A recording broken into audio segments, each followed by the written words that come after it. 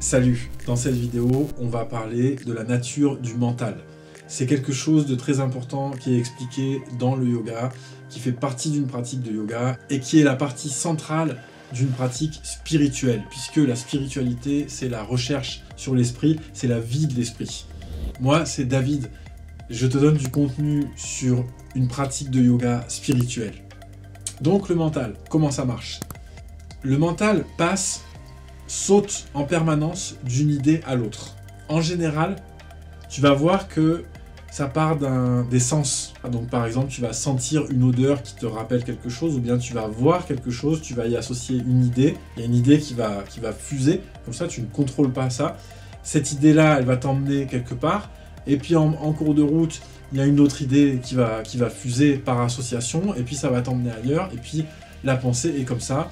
Et si on n'a pas fait de travail, c'est très difficile de rester concentré sur une seule chose et surtout de choisir à quoi on pense. Ça, c'est problématique dans une démarche spirituelle, de ne pas pouvoir choisir à quoi on pense. Quand on connaît l'impact de la pensée sur notre monde intérieur et l'impact de notre monde intérieur sur notre vie, on doit pouvoir au minimum choisir à quoi on pense, le plus souvent possible. Pour ça, il faut être conscient du mécanisme et il faut aussi faire des pratiques de concentration qui s'appellent dharana dans le yoga et qui sont faites pour avoir un contrôle sur la pensée. Donc, ce mental qui saute d'une pensée à l'autre, c'est aussi celui qui nous permet de fonctionner dans la vie de tous les jours et de planifier.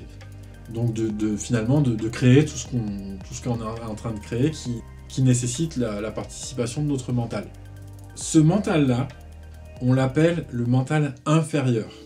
Et on l'appelle aussi le manas. Les choses sont encore plus détaillées, mais là on va pas en profondeur, d'accord? Donc ça s'appelle le manas, le mental inférieur. Le mental inférieur, ce n'est pas une hiérarchie ou ce n'est pas quelque chose de péjoratif. On ne rejette pas ça, c'est-à-dire qu'on veut juste avoir un peu plus de conscience et de contrôle par rapport à ça. Mais inférieur, c'est comme si on disait par exemple, tu vois, il y a les jambes, le tronc et la tête. Bon bah la tête c'est la partie supérieure, les jambes c'est la partie inférieure, mais il n'y a rien de péjoratif pour les jambes, on est bien content d'avoir des jambes. Donc là c'est pareil, c'est une anatomie, c'est une structure, donc il y a ce mental inférieur, et il y a le mental supérieur. Le mental supérieur qui est du domaine de ce qu'on appelle la buddhi, c'est une conscience on va dire qui est plus reliée à l'aspect divin des choses, et c'est quelque chose qui n'est pas individuel. C'est-à-dire que le mental inférieur, c'est moi, et ce sont des filtres en fait qui vont me servir à moi, et avec lesquels je vais faire des calculs pour arriver là où je dois arriver.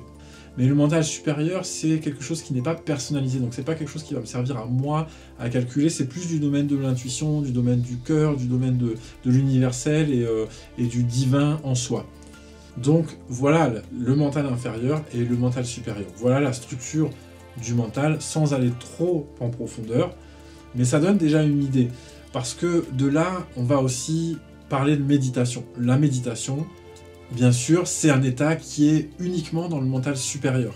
Donc la méditation, qui est le résultat de pratiques de yoga, nous amène dans le mental supérieur, qui est un endroit où la perception des choses est beaucoup plus aiguisée et le mental est beaucoup plus calme. Je te remercie de m'avoir écouté, mets des commentaires, pose des questions, abonne-toi, et je te dis à bientôt en vidéo. Ciao!